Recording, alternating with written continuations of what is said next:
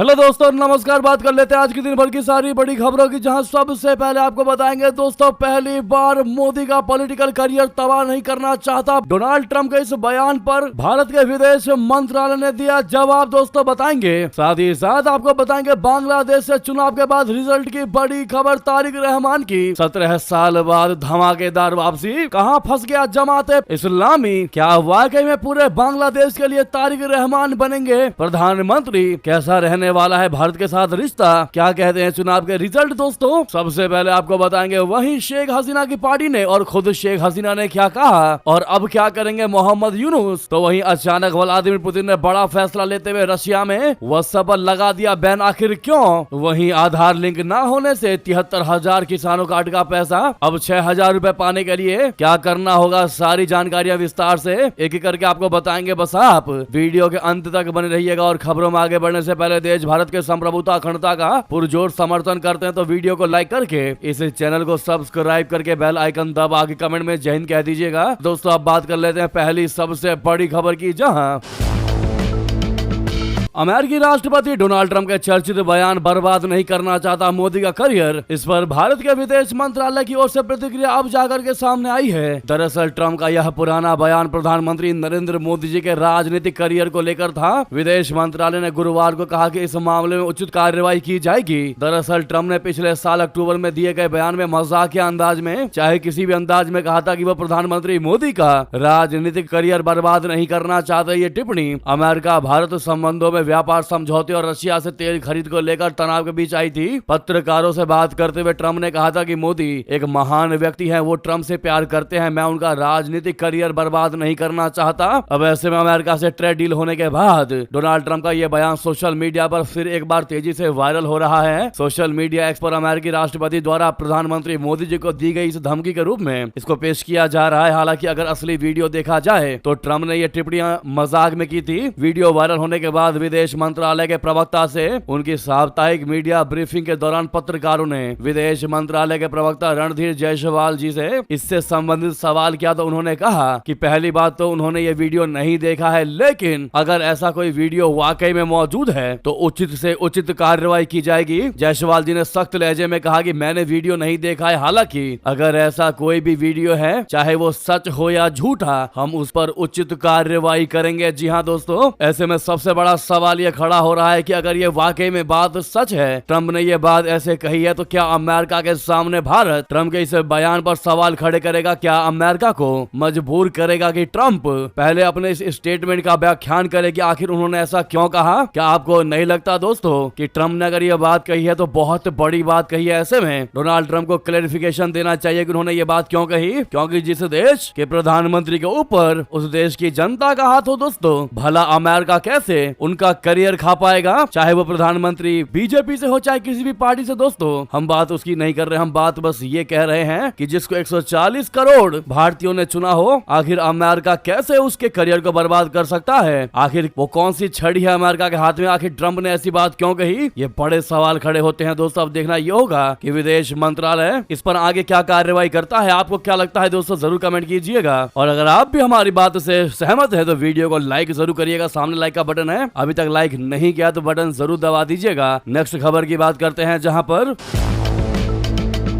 वहीं बांग्लादेश में चुनाव के बाद क्या रहा काउंटिंग का हाल, किसकी बनने जा रही है सरकार, आपको बता दें। फिलहाल की बात करें तो बांग्लादेश में गुरुवार को हुए आम चुनाव में बांग्लादेश नेशनलिस्ट पार्टी बोले तो बीएनपी बहुमत की तरफ बढ़ती नजर आ रही है। 299 सीटों पर हुए चुनाव में पार्टी ने 120 सीटों पर जीत दर्ज कर ली है। दोस्तों अब तक बहुमत के लिए 150 सीटों की आवश्यकता है। बीएनपी चीफ तारिक रहमान दोनों सीटों को जीत गए हैं। दोस्तों वही जमात इस्लामी के नेतृत्व वाले 11 पार्टियों के गठबंधन को अब तक सिर्फ 38 ही सीटें मिली हैं। बता दें आम चुनाव के लिए दोपहर 2 बजे तक 48% वोटिंग हुई। मतदान 4:30 बजे तक चला। अभी कुल मतदान के आंकड़े आने बाकी हैं। दोस्तों बांग्लादेश के इस 13वें संसदीय चुनाव में बीएनपी के इस अध्यक्ष और प्रधानमंत्री पद के दावेदार तारिक रहमान ने जो 2 सीटें जीती है वो है ढाका 17 और बोगरा 6। वहां से फिलहाल अनौपचारिक तरीके से रूप दर्ज कर लिया है। जो खबरें सामने आ रही है वो हम आपको बता रहे हैं। दोस्तों 17 साल के बाद बांग्लादेश वापस लौटने पर तारिक रहमान के लिए ये जीत बेहद ही ज्यादा महत्वपूर्ण मानी जा रही है। इस बार के आम चुनावों में मुकाबला मुख्य रूप से तारिक रहमान की बीएनपी और जमात इस्लामी के बीच देखा जा रहा है दोस्तों। देर रात तक वोटों की गिनती जारी रही और बीएनपी शुरुआत से ही लगातार आगे रही दोस्तों। ऐसे में तारिक रहमान की यह जीत बांग्लादेश की राजनीति में बड़े बदलाव का संकेत माना जा रहा है, खासकर ऐसे समय में दोस्तों जब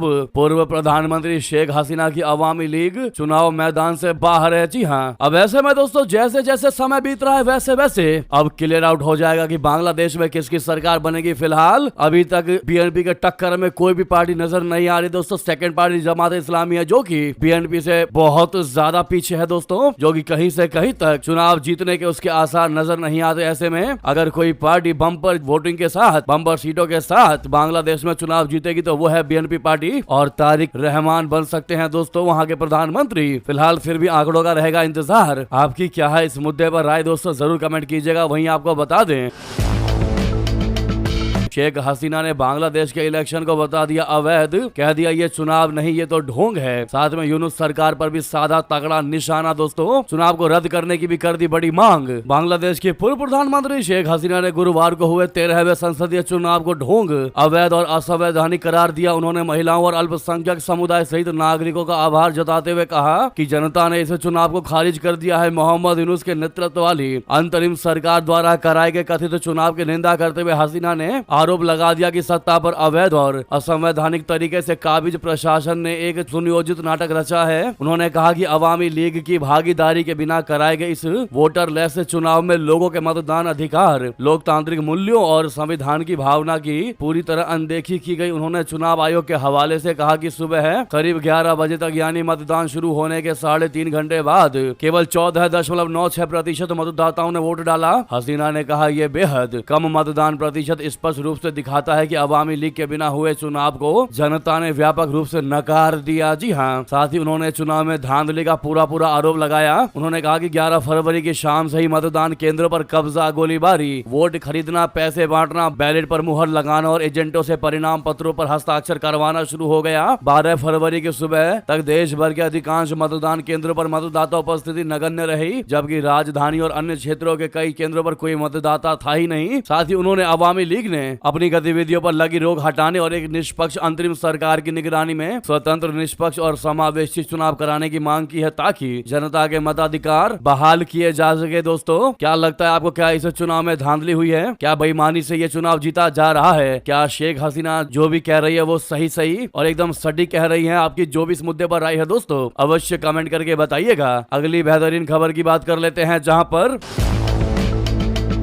ईरान से भारत के लिए बहुत अच्छी खबर दोस्तों। आखिरकार भारत के दबाव में झुकी गया ईरान दोस्तों। भारत के एक्शन के बाद ईरान की हो गई हालत खराब। अब आनन फानन में 8 भारतीयों को कर दिया आजाद। ईरान की तरफ से हिरासत यानी डिटेन में लिए गए 16 भारतीय नागरिकों में से 8 को रिहा कर दिया गया है। ये 8 भारतीय नागरिक यात्रा से जुड़ी औपचारिकताएं खत्म करने के बाद भारत लौट आएंगे। विदेश मंत्रालय के प्रवक्ता रणधीर जायसवाल जी ने गुरुवार को भारतीय नागरिकों के बारे में जानकारी दी। जायसवाल जी ने आगे कहा कि 16 में से 8 बचे नागरिकों को लेकर भी भारतीय दूतावास के अधिकारी लगातार ईरान की सरकार के संपर्क में बने हुए हैं। हमने उन 8 नागरिकों को हर तरह से समर्थन देने का वादा किया है। हमारे अधिकारी इसके लिए लगातार प्रयासरत हैं। दिल्ली में एक प्रेस कॉन्फ्रेंस को संबोधित करते हुए रणधीर जायसवाल जी ने कहा कि 17 जनवरी को उन भारतीय नागरिकों के बारे में ईरान की तरफ से जानकारी मिली थी। तेहरान की तरफ से भारतीय दूतावास को बताया गया था कि दिसंबर के महीने में एमटी वेरिएंट रोर नामक जहाज के चालक दल को हिरासत में लिया गया था। इनमें 16 भारतीय नागरिक भी शामिल थे। इसके बाद ही बंदस अब्बास में स्थित भारतीय वाणिज्य दूतावास ने भारतीय चालक दल से मिलने के लिए ईरान के अधिकारियों से कई बार निवेदन भी किया था दोस्तों। तो वहीं आपको बता दें, पुतिन ने लिया बड़ा फैसला, रशिया में व्हाट्सएप पर लगा दिया बैन। बता दी इसकी असली वजह है। जी हाँ, दुनिया के सबसे बड़े मुल्क रशिया ने अमेरिकी कंपनी मेटा को तगड़ा झटका दिया है। रशिया ने मेटा के सबसे मशहूर प्लेटफॉर्म्स में से एक व्हाट्सएप पर बैन लगा दिया है। रशिया में व्हाट्सएप पर पूरे तरीके से प्रतिबंध लागू कर दिया गया है। इस फैसले की पुष्टि करते हुए मॉस्को ने बता दिया है कि मेटा कंपनी रूसी कानूनों का पालन नहीं कर रही थी। रूसी प्रवक्ता दिमित्री पेस्कोव ने मीडिया से बातचीत में कहा कि मेटा ने कानून का पालन नहीं किया, इसीलिए ये प्रतिबंध लागू किया गया है। उन्होंने लोगों से स्थानीय प्लेटफॉर्म मैक्स का इस्तेमाल करने का आग्रह किया। रूसी प्रवक्ता का कहना है कि मैक्स प्लेटफॉर्म एक राष्ट्रीय मैसेंजर एप्लीकेशन है, इसीलिए ये नागरिकों के लिए बेहतर विकल्प है। हालांकि आलोचकों का कहना है कि इस एप्लीकेशन के जरिए यूजर्स की निगरानी की जा सकती है। आलोचक मैक्स को निगरानी करने वाला ऐप बता रहे हैं। वहीं रूसी अधिकारियों ने इन दावों को खारिज करते हुए कहा है कि यह प्लेटफॉर्म सरकारी कामों को एक जगह पर करने में मदद करता है और नागरिकों के रोजमर्रा के कामों को आसान बनाने के उद्देश्य से विकसित किया गया है। जी हाँ, रूस की ओर से यह फैसला ऐसे समय लिया गया है जब यूक्रेन युद्ध को लेकर अमेरिका रशिया पर लगातार दबाव बढ़ा रहा है। वहीं रशिया अपने संप्रभु कम्युनिकेशन इंफ्रास्ट्रक्चर को विकसित करने की दिशा में तेजी से काम कर रहा है। व्हाट्सएप पर लगाया गया बैन भी इसी क्रम का हिस्सा माना जा रहा है। रशिया लगातार विदेशी टेक कंपनी पर दबाव बना रहा है कि वो मॉस्को के कानूनों का पालन करे। जी हाँ दोस्तों, रिपोर्ट के अनुसार वर्तमान में रशिया में कोई व्हाट्सएप का इस्तेमाल नहीं कर पा रहा है। बैन के बाद मॉस्को में व्हाट्सएप से जुड़े कुछ डोमेन नाम राष्ट्रीय रजिस्टर से हटा दिए गए हैं। हालांकि वर्चुअल प्राइवेट नेटवर्क, जिसे हम वीपीएन के नाम से जानते हैं, उससे व्हाट्सएप का उपयोग किया जा सकता है। इससे पहले भी रशिया में व्हाट्सएप और अन्य विदेशी मैसेंजर सेवा देने वाली एप्लीकेशन पर पाबंदियां लगाई थी। रूसी संचार नियामक रोस्कोमनadzor का कहना है कि विदेशी कंपनी जिनके ये प्लेटफॉर्म है वो रशिया के कानून प्रवर्तन एजेंसियों के साथ धोखाधड़ी और आतंकवाद से जुड़े मामलों में जानकारी साझा नहीं करते थे। बता दें कि रूसी अदालत ने पहले भी व्हाट्सएप पर उनके प्लेटफॉर्म से प्रतिबंधित सामग्री न हटाने को लेकर भारी जुर्माना ठोका था। अब आप बताइए दोस्तों, आपको क्या लगता है क्यों ये रशिया ने फैसला लिया होगा ऐसा? हमने आपको कारण बता दिया, बाकी आपको क्या लगता है जरूर कमेंट कीजिएगा। तो उधर आपको बता दें,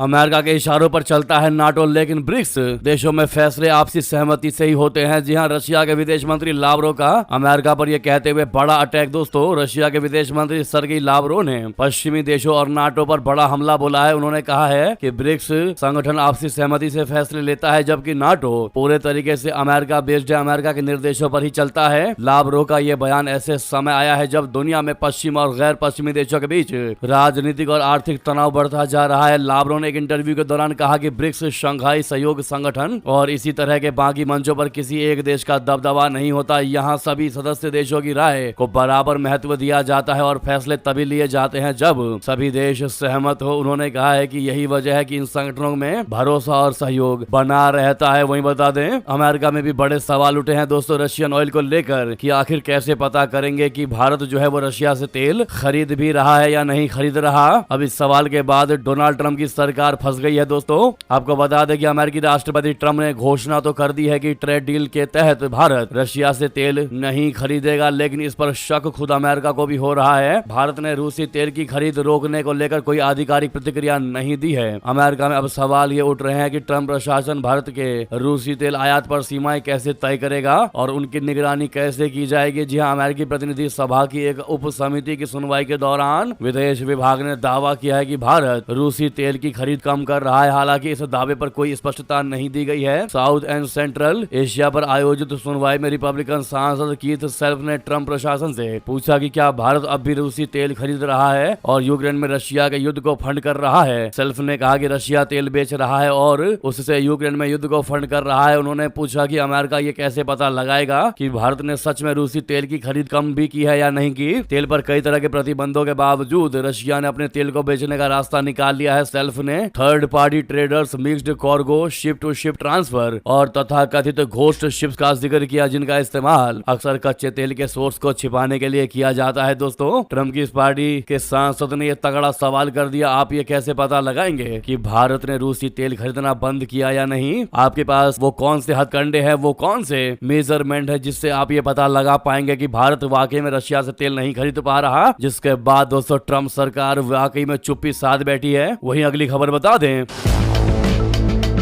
भारत ने रशिया से S-400 एयर डिफेंस सिस्टम का कुल 5 स्क्वाड्रन खरीदने की डील हुई है, लेकिन रूस अभी तक सिर्फ इसकी 3 स्क्वाड्रन ही डिलीवर कर सका है दोस्तों। लेकिन इस बीच जो सबसे बड़ी खबर है वो ये कि अब मॉस्को ने बाकी 2 स्क्वाड्रन भी इसी साल भारत को भेज देने की बात कंफर्म कर दी है। जी हाँ दोस्तों, S-400 के बाकी 2 स्क्वाड्रन पर भारत के दोस्त रशिया ने बड़ा ऐलान कर दिया, जो पाकिस्तान के शहबाज शरीफ और आसिम मुनीर के पैरों तले जमीन खिसका देगी। दोस्तों, वैसे ही ऑपरेशन सिंदूर के बाद ये दोनों थर थर कांप रहे हैं। इस 2 स्क्वाड्रन की डिलीवरी की बात सुनते ही सोचिए क्या होगा, इनकी तो आत्मा निकल जाएगी। बता दें, भारतीय एयरफोर्स के लिए यह इसके महत्वाकांक्षी मिशन सुदर्शन चक्र का हिस्सा है और यह अभी दुनिया में बेहतरीन एयर डिफेंस सिस्टम में अपनी पहचान स्थापित कर चुका है। दोस्तों, रूसी अधिकारियों ने इस बात की पुष्टि भी कर दी है कि S-400 का चौथा स्क्वाड्रन मई के आखिरी या जून के शुरू में भारत पहुंच जाएगा, जबकि 5वां और आखिरी स्क्वाड्रन इसी साल नवंबर तक भारतीय वायुसेना को सौंप दिया जाएगा। ये रिपोर्ट defense.in ने दी है। पिछले साल के आखिर में जब रूसी राष्ट्रपति भारत रशिया शिखर सम्मेलन के लिए दिल्ली आए थे, तब भी इस पर आश्वासन दिया गया था। दोस्तों, बता दें, रशिया की ओर से S-400 की सप्लाई में शुरू में यूक्रेन के साथ उसके युद्ध शुरू होने की वजह से देरी हुई, फिर भी 3 स्क्वाड्रन उसने पहले ही भेज दिए थे और उसे भारतीय वायुसेना के संवेदनशील पश्चिमी और पूर्वोत्तर सेक्टरों में शामिल किया गया। इसकी ताकत का अंदाजा दुनिया को ऑपरेशन सिंदूर में लगा। Air chief marshal AP Singh भी संघर्ष के दौरान 6 हवाई खतरों को कामयाबी के साथ रोकने का श्रेय इसको दे चुके हैं। तो वही नेक्स्ट खबर आपको बता दें,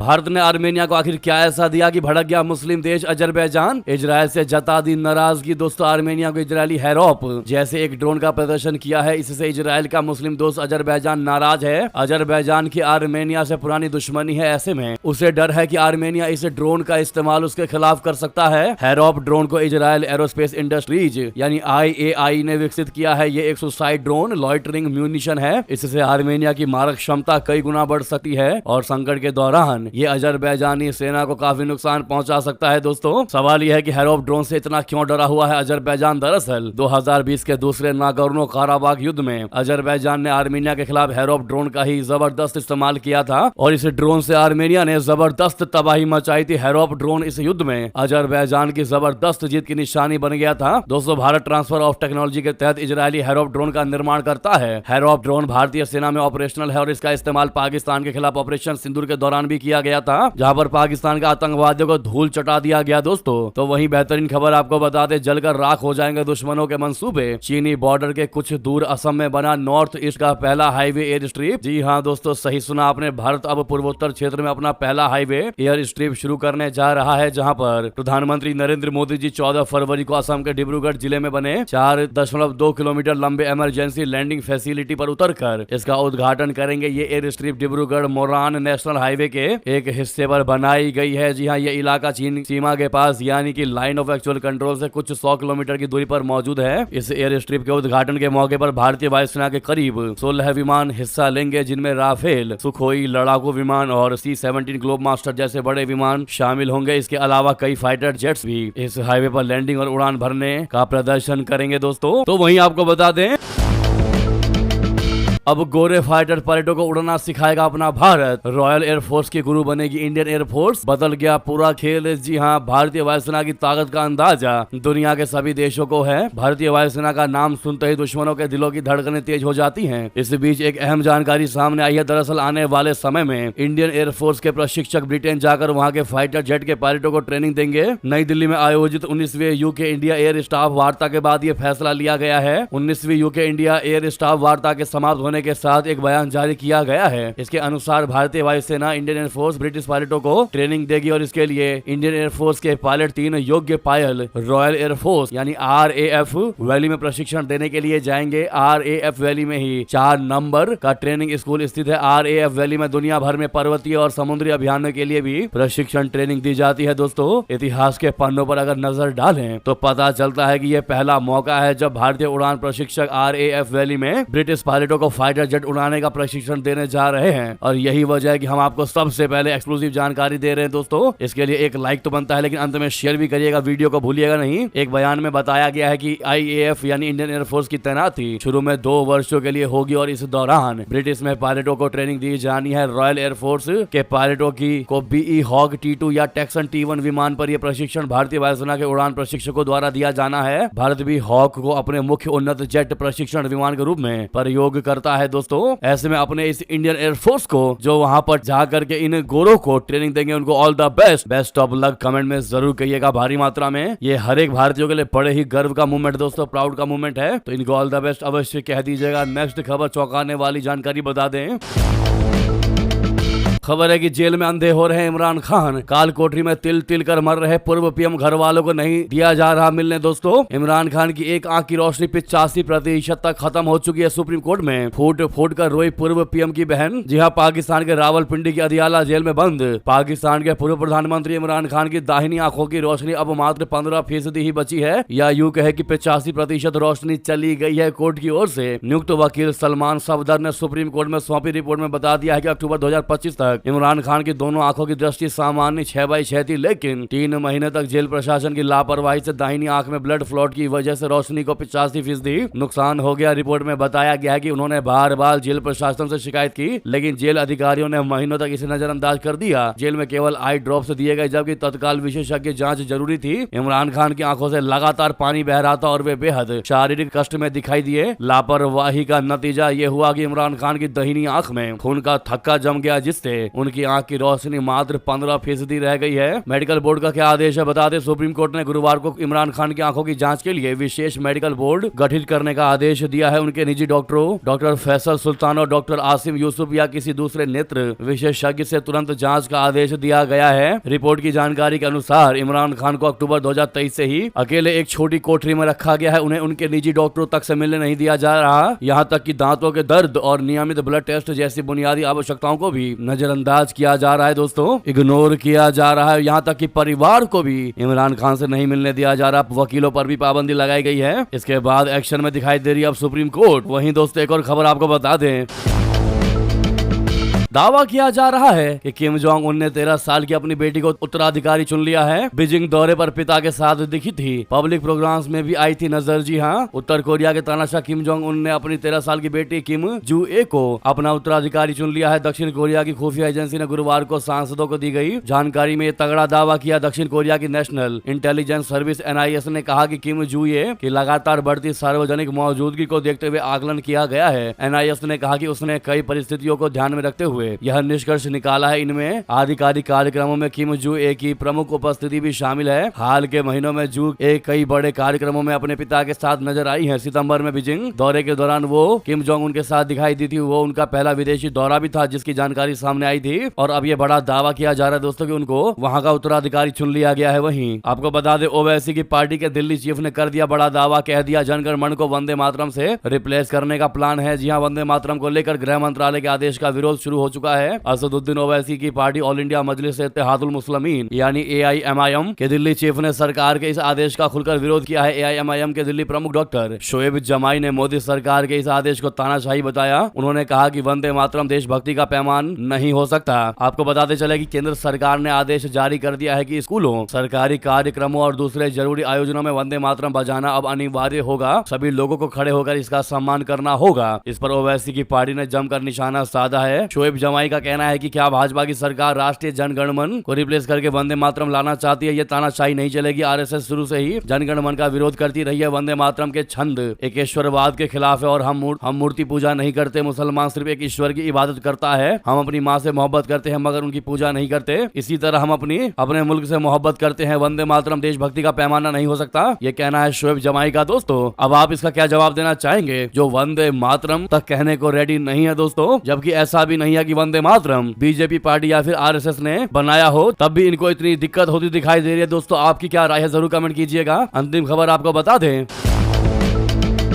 आधार लिंक ना होने से 73,000 किसानों का अटका पैसा 6,000 पाने के लिए घर बैठे तुरंत करेंगे ये काम। आपको बता दें, देश भर में PM किसान योजना के तहत किसानों को हर साल 6,000 रुपए की आर्थिक सहायता दी जाती है। ये राशि 3 किस्तों में सीधे किसानों के खाते में, बैंक खातों में ट्रांसफर किया जाता है। लेकिन हाल ही में सामने आया है कि आधार कार्ड लिंक ना होने की वजह से 73,000 से ज्यादा किसान इस योजना के लाभ से वंचित रह गए हैं। सरकार ने साफ कर दिया है कि PM किसान की किस्त पाने के लिए आधार लिंक और eKYC पूरा होना बहुत जरूरी है। जिन किसानों का आधार बैंक खाते या योजना से लिंक नहीं है, उनके खाते में पैसा ट्रांसफर नहीं हो पा रहा है। कई किसानों को यह लगता है कि उन्होंने पहले ही रजिस्ट्रेशन करवा लिया था, फिर भी पैसा क्यों नहीं आया। इसका सबसे बड़ा कारण आधार वेरिफिकेशन में गड़बड़ी है। ऐसे में जरूरी है कि किसान अपना स्टेटस चेक करे और अगर कहीं कमी है तो तुरंत उसे ठीक कराएं। आपको बता दें पूरा मामला और कैसे आप घर बैठे की PM किसान से आधार लिंक कर सकते हैं। दोस्तों, रिपोर्ट के अनुसार हजारों किसानों का आधार या तो योजना से लिंक नहीं था या eKYC अधूरी थी। सरकार ने फर्जी लाभार्थियों को हटाने और सही किसानों तक पैसा पहुंचाने के लिए आधार अनिवार्य कर दिया है। इसके मुख्य मुख्य कारण है आधार और बैंक खाते में नाम अलग अलग होना, ई-केवाईसी पूरा ना होना, आधार नंबर गलत दर्ज होना, बैंक खाते की जानकारी गलत होना। इन कारणों से 73,000 से ज्यादा किसानों को हाल ही की किस्त नहीं मिल पाई है। ऐसे में पीएम किसान में आधार लिंक करना बहुत जरूरी है दोस्तों। ऐसे में किस्त ट्रांसफर फेल हो सकती है, पेमेंट रिजेक्ट हो सकता है, आपका नाम लाभार्थी सूची से हटाया जा सकता है। इसीलिए समय पर आधार लिंक करना बहुत जरूरी है। इसके लिए हम आपको 3 स्टेप बताते हैं, बहुत आसान स्टेप है। पहला स्टेप है पीएम किसान की आधिकारिक वेबसाइट पर जाएं, इसके बाद होम पेज पर ई-केवाईसी ऑप्शन पर क्लिक करें। दूसरा स्टेप है अब पूरा अपना आधार नंबर दर्ज करें, रजिस्टर्ड मोबाइल नंबर पर आए, ओटीपी को डालें, सबमिट करके क्लिक कर दे और वेरिफिकेशन पूरा करें। तीसरा स्टेप अंतिम स्टेप है, अगर ओटीपी नहीं आता है तो नजदीकी सीएससी सेंटर पर जाकर बायोमेट्रिक ई-केवाईसी करवा सकते हैं दोस्तों। ऐसे आप अपने आधार कार्ड को इस योजना से लिंक कर सकते हैं या ई-केवाईसी करवा सकते हैं। ऐसे में जिस भी किसान भाई के साथ ऐसा हुआ है दोस्तों, आप उनको ये वीडियो शेयर जरूर कर दीजिएगा। अगर आपका पैसा आ भी गया है तो जिनका नहीं आया है उनकी भी दिक्कत दूर हो जाएगी और उनके किस्त आने पर उन्हें जो खुशी मिलेगी वो आपको भी धन्यवाद करेंगे। तो वीडियो को शेयर जरूर कर दीजिएगा दोस्तों। मिलते अगली बहुत बड़ी खबरों के साथ, तब तक के लिए इस वीडियो को लाइक करके, चैनल को सब्सक्राइब करके, बेल आइकन दबा के कमेंट में जय हिंद कहिएगा। मिलते अगली खबर में। जय हिंद, जय भारत।